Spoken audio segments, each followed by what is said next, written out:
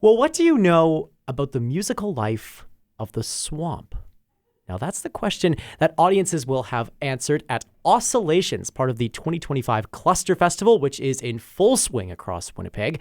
Oscillations features a performance called Soft Tongues, a self-described bio-acoustic opera that interweaves solo and choral singing, text and video elements, and field recordings to explore how the vocal worlds of humans and amphibians intersect. Soft Tongues is the creation of Manitoba-born, Vancouver-based artist Jami Reimer, who joins us in the Classic 107 studios this morning. Hi there. Hello. Thanks for having me. Wonderful to see you. Okay, we got to back all the way up on this one because this project is so fascinating. How did you first get interested in the vocal lives of frogs? Yeah, I mean, I became interested in frogs, I think, because I was interested in choirs. I was interested in chorusing behaviors and how methods of collective amplification kind of operate between different and within different species. And, you know, the choral interest I come by, honestly, is, you know, through a life spent singing. But when I was in grad school, my sister Jillian was in grad school at the same time, doing a much more ecological sort of course of study, and was getting into bioacoustics and was telling me about these massive chorusing events where audio technologies were part of this sort of intermediary zone whereby biologists could connect through these species through their sound and through their voice. And I was fascinated that the same, you know, kind of playback and microphone technologies we use in music show up as media in these other fields. And so I got really curious about bioacoustics and quiet chorusing events. Started reaching out to scientists at different institutions that were using these technologies to study chorusing species. So initially it wasn't necessarily frogs. I reached out to cricket people and bird people and amphibian people, and I got a really exciting response from the Amphibian Natural History Lab in Brazil. So I joined them for a month and change in the field, and got to be in the field recording and spending time and interviewing scientists and thinking about the sonic worlds that they were exploring. So. There's so much within all of that to break down, and I love this word, audio mediary fields. When maybe we can break that down just a little bit more. When you say that, what are we describing as it relates to this sort of communal phenomenon of expressing something simultaneously as a group, whether it be a group of people in a choir or a group of frogs just chilling in a swamp? Well, I think what microphones and what these technologies can make more visible for us is exactly the directionality and almost the physicality of listening itself. A microphone and headphones will amplify in a really specific way. I'm listening that way, or I'm listening that way, and we're doing this. Our ears are already a form of limitation. How we can engage. It's part of our positionality. Where we come from is gonna what our previous experiences have been inflect how we hear the world, and choirs embody this because the singing, the vocalizing, and the listening is happening in conjunction, and we're collectively showing how we live in feedback with one another. Wow. So you mentioned the field recordings process of all of this to go and study these sort of communal elements of frogs and their communications as a group. Maybe you can tell us a bit more about your experiences in Brazil, where you traveled with all this field recording equipment. What did that process look like? It was fascinating because I showed up without a preconception of what Soft Tongues would become. I knew that something would result from the research. Probably it would be music adjacent, if not music. Maybe theater, maybe film, maybe it would end up being an essay. I didn't know. Probably became a variety of those things. Sure. But it was exciting to show up as an artist in a non-artist space, and also just like be a listener into that and sort of eavesdrop into this kind of eavesdropping, which is bioacoustics. And I made such dear friends with the people in the lab. learned so much about their work and the like deeply important conservation work they're doing. New species are being named and cataloged all the time in the Atlantic forest region, where biodiversity is massive, but also the threat of climate change is very, very palpable. And so we need to document things so that we know what we're losing also. And so I also got to spend time in the sound library listening to archival recordings of extinct animals, which became an important part of Soft Tongues as well, thinking through time and extinction. And the voices and the community experiences that will never exist again as a result. I want to get to that sort of conservation angle that you spoke to in just a little bit as well. But maybe even before we get to that, I'm struck by the fact that you went to Brazil without the idea of what these field recordings would turn into. That's got to be a really vulnerable feeling for an artist to be so far away from your sort of creative and physical home to say, I don't know exactly what this is going to be, but I know that it is important that I document and that I gather this information so that I can use it in some way. Maybe what's that feeling like of not necessarily knowing what to do with the important materials that you need, but knowing that they are still important and wanting to do them justice without necessarily knowing what the best way is to do that from your point of view? Sure. I'm a big fan of arts-based research and thinking about good art. If art can be good, it's because it comes from really good questions. And spending time really indulging questions and clarifying them and having kind of like a robust set of questions and posture around those questions can, in my view, or at least for my work, it's an exciting way to start discovering then after that what are the materials that will best come into play to represent or express or even deal with this learning in a completely different way. I think it frees up the brain to stay open to how the questions want to be answered when sometimes obviously I work material first also, but in the context of this project, it was important to me that I was going in with questions without I knew I wanted to field record. Like that is part of my practice, but I didn't know if they would end up being part of the work.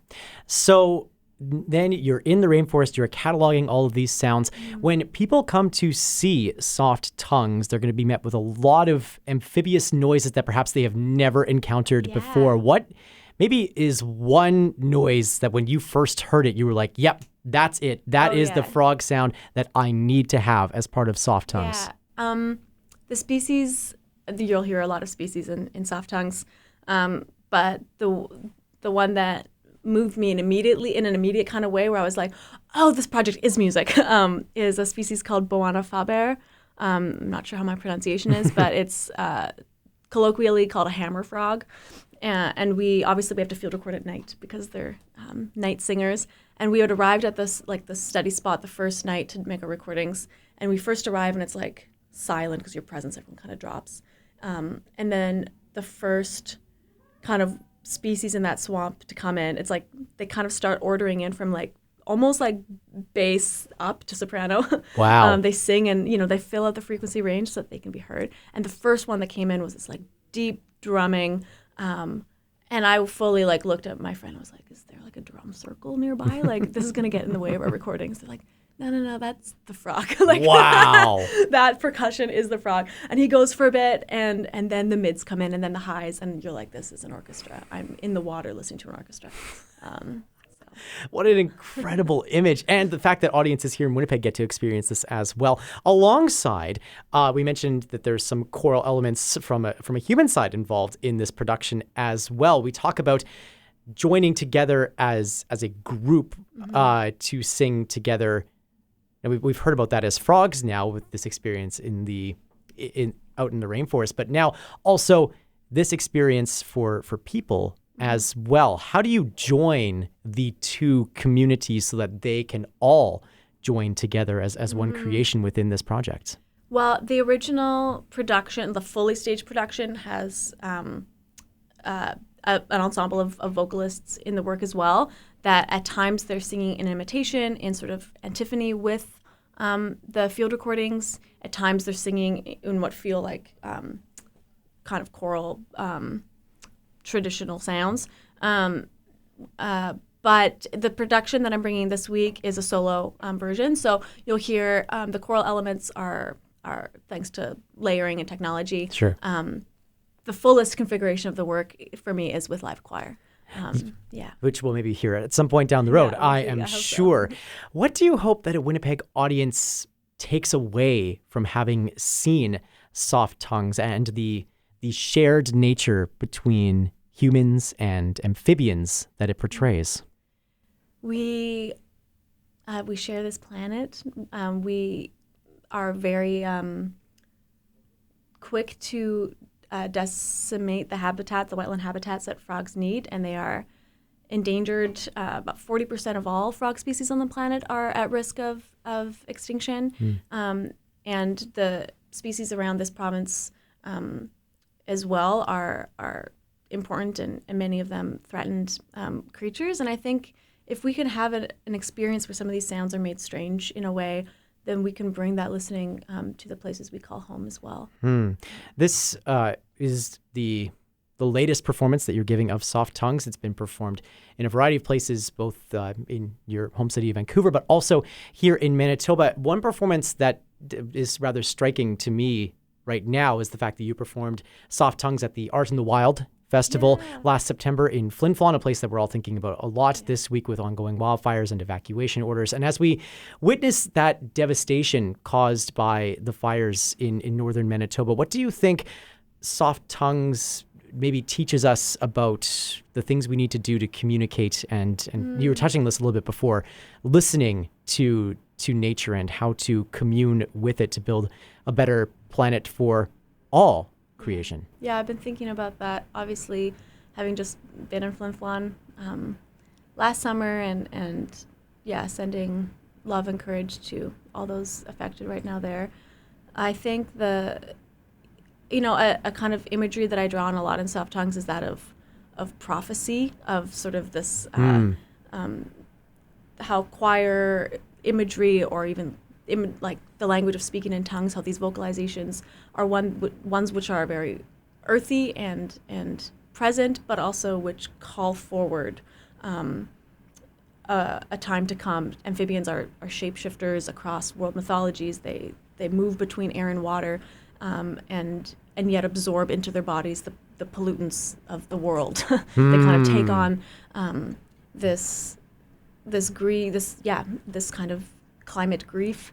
And in these moments of seeing that in these really obvious ways, I think frogs can remind us that adaptation is difficult, but it's possible, and that when we listen to the small ones that join together, I think usually that's a good place to start, where the small voices joining together that we can look to for prophetic wisdom. There's a really interesting dynamic within that, and it's something that we talk about a lot when it comes to climate performances or climate-based performances, pieces that speak into the realities of the climate crisis, which is this need to express a grief about the state of the natural world and its decline and devastation, but also the celebration of nature's resilience, nature's ever adapting,